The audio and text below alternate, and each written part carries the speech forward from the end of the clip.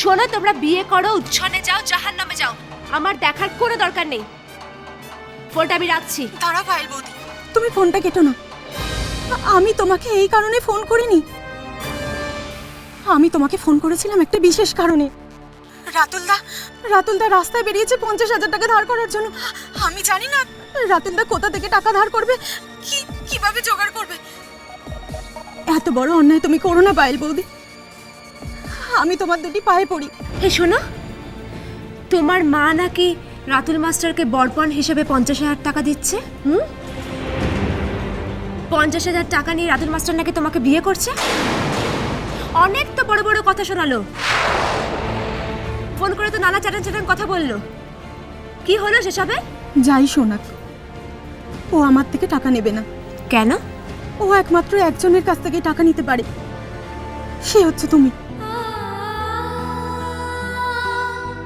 তুমি কি ওকে 50,000 টাকা দেবে? না।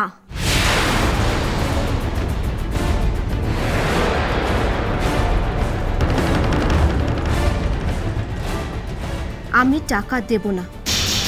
তোমাদের মতো ভিখিরিদের প্রতি আমার কোনো সমবেদনা নেই, বুঝেছ? টাকা 1 পয়সাও পাবে না আমার কাছ থেকে। দয়া করো, তুমি টাকাটা দাও, ধার হিসেবেই না হয় দাও। দাও না পায়েল বৌদি, তোমার কাছে তো টাকা আছে, বলো। ও না হয় পরে সব টাকা শোধ দিয়ে দেবে। তাছাড়া অন্য লোকের থেকে নেওয়ার থেকে তোমার থেকে নেওয়াই তো ভালো। আমি জানতাম তুই কি করতে পারিস। শোনো, ও তোমার কাছ থেকে টাকা চেয়েছে, ভুল করেছে, আমি ক্ষমা চাইছি। আমি তোমার কাছ থেকে টাকা নেব না, আর যদি টাকা নিতেই হয় তাহলে আমি সেটা পুটির কাছ থেকে নেব।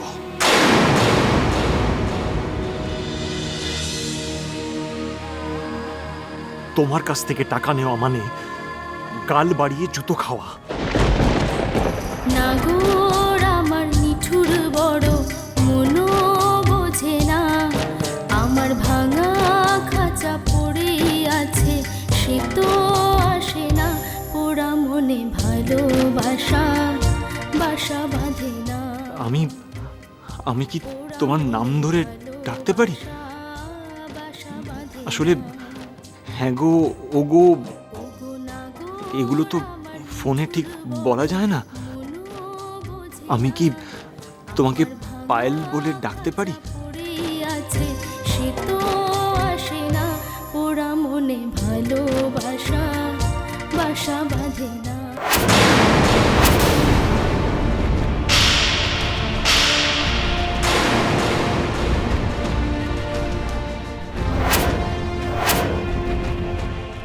রাতুলদা, চটটা মারলাম,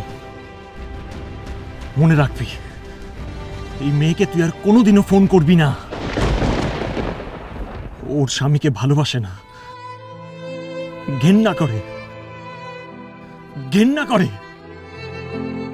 ওর পুরুষ বন্ধু আছে যার নাম দেবরাজ।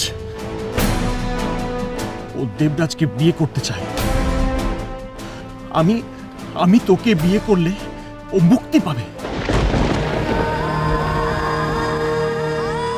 আমাকে অনেক অভিশাপ দিয়েছে। ও আমাকে অভিশাপ দিয়েছে যে তেরাত্রির ফুরোতেই আমি যাতে মরে যাই। ওর জীবনে আমার কোনো মূল্য নেই। তুই আমাকে টাকা দিতে চাস তো? বেশ, আমি তোর থেকে টাকা নেব। আমি তোকেই বিয়ে করব। আমি তোকেই বিয়ে করব।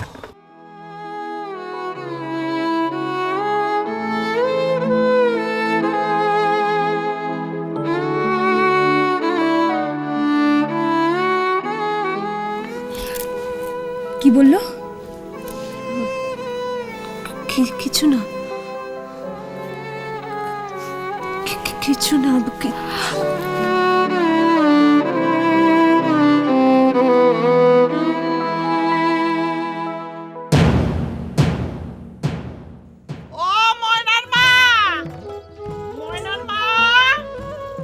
এদিকে এসো না গো।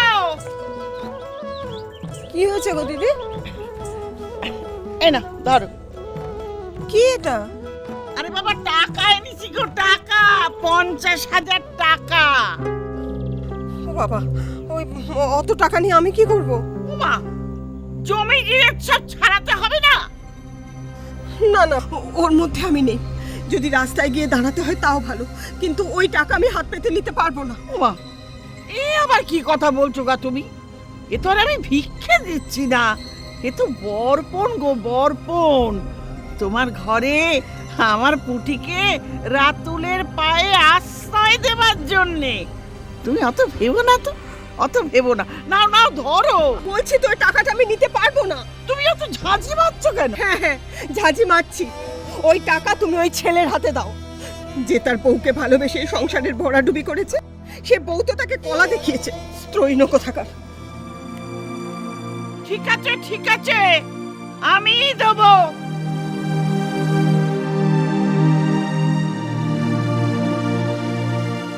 এই যে রাতুল মাস্টার,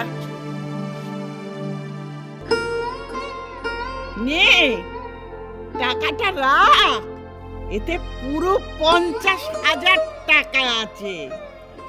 আমি আরো দেব, আংটি দেব, ঘড়ি দেব, সাইকেল দেব, সজ্জা দেব, গলায় সোনার চেনও দেব, ধুতি দেব, পাঞ্জাবি দেব, একেবারে ভরিয়ে দেব। ও ময়নার মা, টাকাটা দিয়ে গেলুম গো, বিয়েটা কিন্তু আমি আজই পাকা করব। টাকাটা দিয়ে আগে ধারটা তো শোধ করে আয়, ধারটা শোধ হয়ে গেলেই বিয়েটা হয়ে যাবে, তাই না? এই দেখো, নে ধর, এই দেখো। আরে বাবু হা করে দেখছিস কি? ধর। ওরে বাড়া ভাত ফেলতে নেই। কিরে কি ভাবছিস? টাকাটা নে।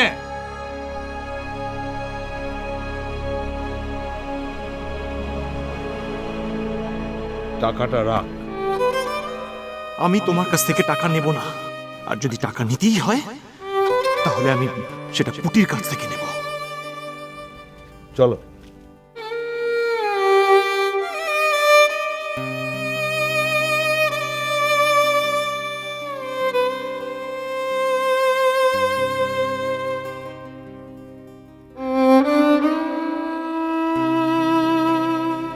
তুমি টাকাটা হাত পেতে নিলে, তোমার সম্মানে লাগলো না? তুমি একবারও ভাবলে না যে যাকে তুমি ভালোবাসো তাকে তুমি ঠকাচ্ছ? কাকে ভালোবাসি? কথা দিচ্ছি, বিশ্বাস করো, মাটিতে পা ফেলতে দেবো না। কার্পেট না থাকুক, এই কথা বুক পেতে থাকি, তুমি তার উপর দিয়ে হেঁটে চলে যাবে বধুমণি। কিন্তু তোমার বরকে ছিল না। মানুষটা খুব ভালো,